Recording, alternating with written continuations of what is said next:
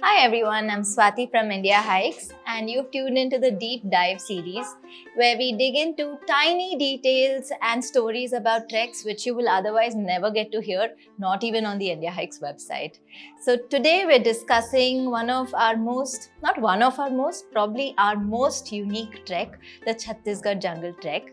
And to discuss that, I have with us our favorite guest and also favorite of many trekkers, the founder of Indiahikes, Arjun Majumdar. Arjun has been instrumental in bringing out this trek, exploring and documenting and designing this entire trekking trail, and he's been there multiple times and grown very fond of this trek over time. So he has multiple stories to tell us. Let's talk to him. Hi Arjun, welcome back to the show. Thank you, Swathi, for calling me. So Arjun, let's talk about the Chhattisgarh Jungle trek. I think it has come to be one of your favorite treks right now. I want to ask you about the region of Chhattisgarh and why Indiahikes chose to be here. Because I know that Indiahikes has always explored and documented treks in the Himalayas. But how did you think of Chhattisgarh, which is not a typical trekking destination?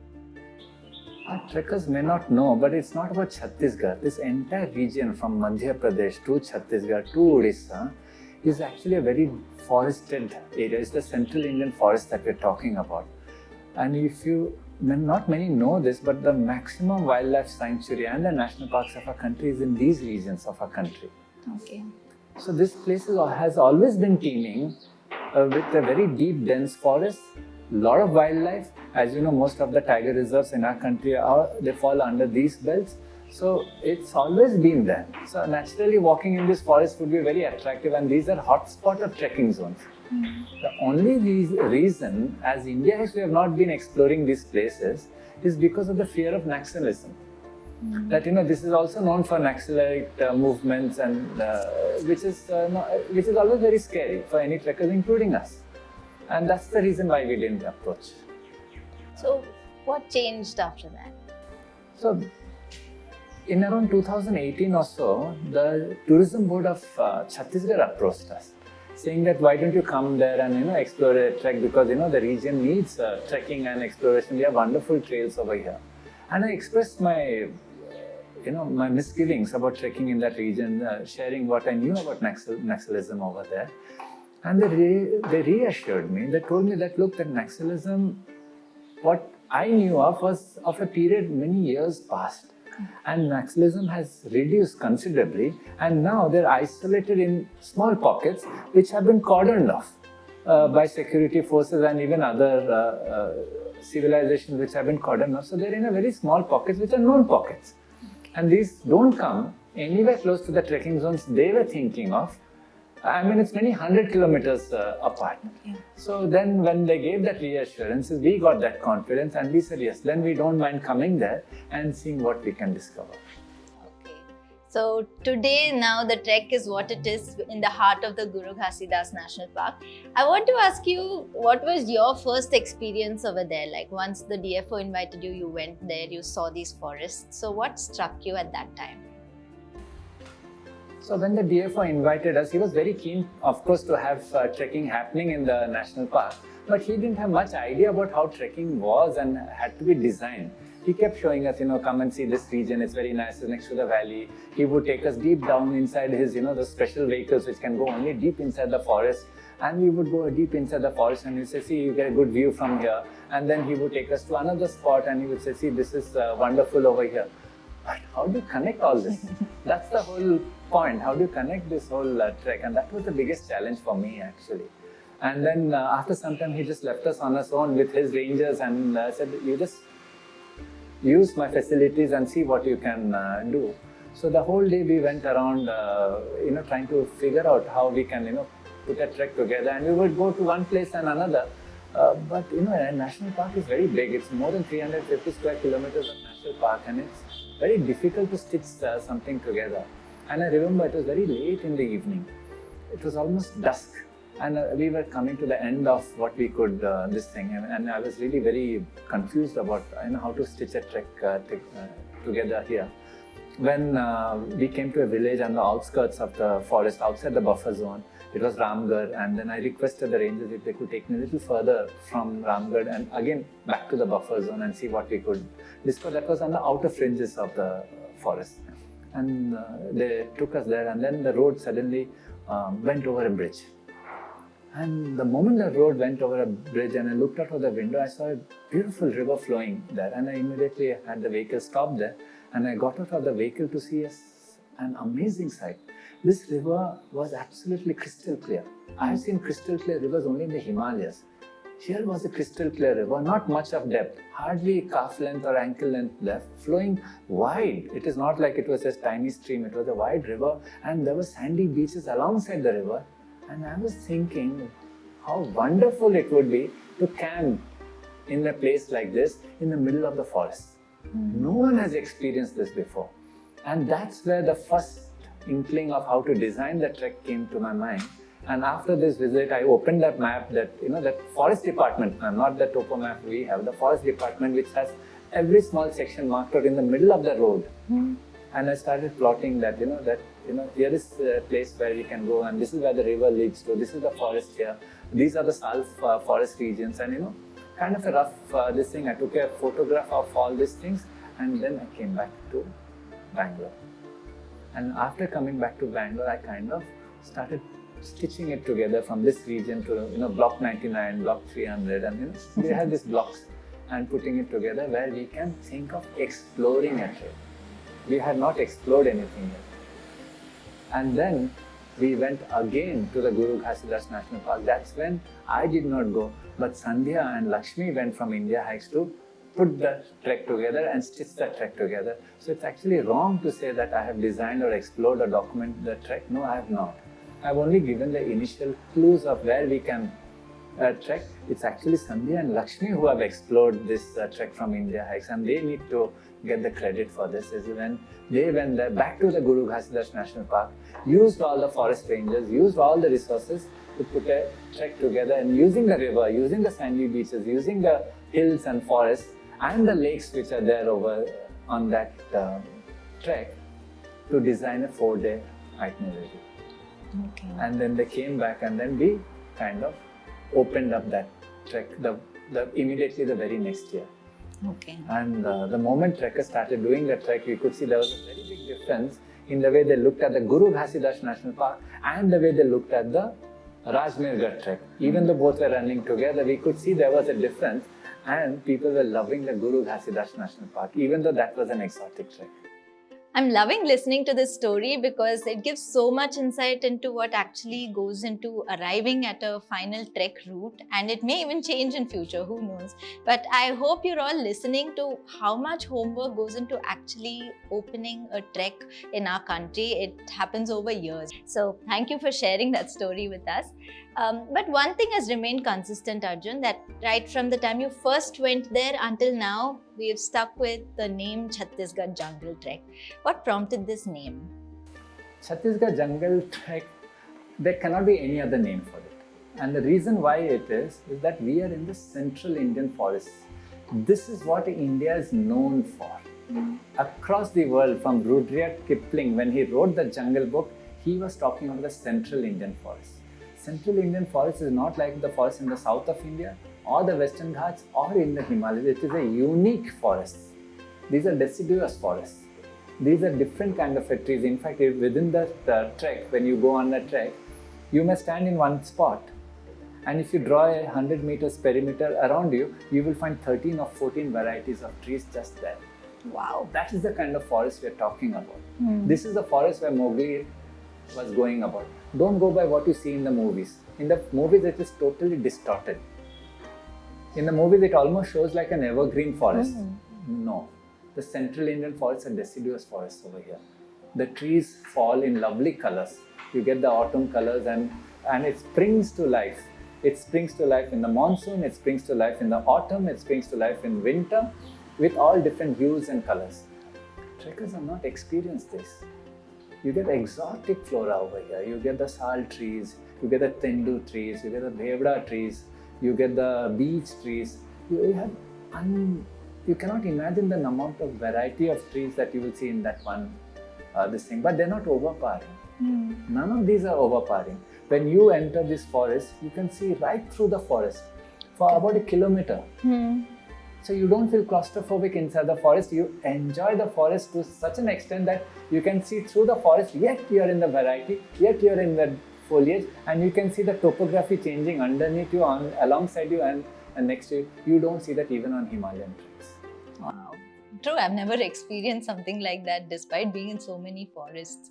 So these trees you mentioned, I've actually never heard about any of them except perhaps the sal trees.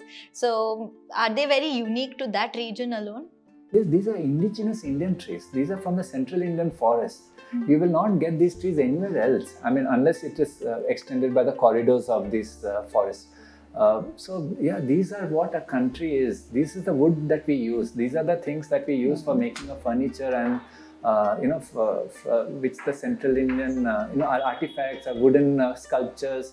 Everything comes from these trees that we have here. They're very sturdy and hard trees, and that's why they're protected now. And you cannot do anything with these things. Okay, so assuming that it has so much jungle, so much forestry, the entire trek, I'm sure you see a lot of wildlife.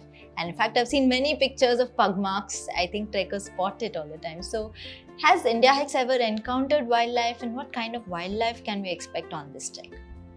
The central Indian forests are actually teeming with wildlife. In fact, whenever you're trekking, it is strange, but every 100 meters or so, you will see pug marks. That often? Different animals. You'll see bear marks, you'll see chinkaras, you'll see foxes, you'll see a leopard print here, all kinds of animals you will see that. But it is rarely you will ever spot an animal. Because these are forests where you can see through, the animals also can see through to you. So they stay away. It's only rarest of rare occasions where you will see animals. We have been lucky enough to spot it almost every other day. That's because we have been trekking in small groups.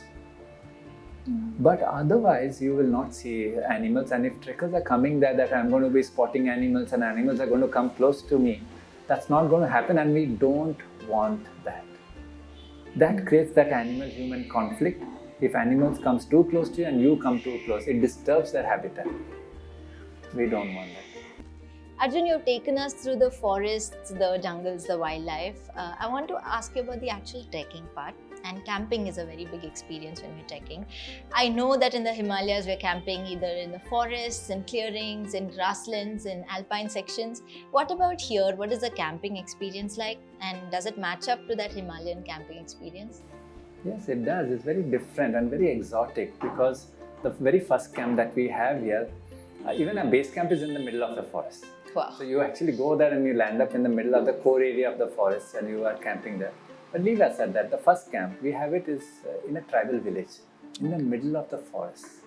Now these are the very ancient tribes, the Gaon tribes, which are almost getting extinct. And their architecture and the way of living is very different from anything that you've experienced. In fact, where we stay is a mud house, and it's a 2-story mud house. Whoa. Entirely, there's no pillars, there's no structures. It's a 2-story mud house, and you're going to be living there with floors. These are ancient traditions which are going to go out. The whole privilege of getting a chance to stay in a place like that and be amongst the tribal and witness the culture firsthand is something which trekkers would really love. But even if you take the tribal village, the first camp, the second camp is next to a lake. We talk about lakes in Kashmir which are big, and we talk about other lakes in our Himalayan trek. These lakes are even bigger. Really? Huge lakes. And next to the banks of this lake is where you are camping. Wow. Absolutely on the banks. And lotus is growing on the lake. And early in the morning, the mist is rising off the lake, and it is surrounded by hills on all sides. You're in the middle of this, and that's where you're camping. You cannot get a prettier sight than this. And then the final camp is on the Gopat River, on the sandy beaches of this. You're actually camping on a river beach. Trekkers are not experienced that. You're trekking there, you're on the river beach, and you're experiencing in the middle of the forest. This is what you're experiencing. So if you're telling me, is it at par with Himalayan treks? I would say no, but it is better than that. Oh my God. It sounds like a luxury camping experience. It sounds extremely beautiful. It's not beautiful, it's extremely exotic. And that's the word for it. The trekkers have never experienced this and they will never also experience it in the future. You can only do it here. You have been trekking in the Himalayas, you've gone even to other countries, Kyrgyzstan, you've gone to Georgia. So have you seen anything like this in any of those other countries? Not at all. Not at all. This is very unique. And that's why the Chhattisgarh Jungle Trek is the most unique trek that we have in Indiahikes. Okay. So, I mean, every trekker must sometime or the other in their lifetime do this Chhattisgarh Jungle Trek. So, given that you have been here a few times, I want to ask you a personal question. What has been your personal favorite experience on this trek? I was mentioning that this trek is very exotic.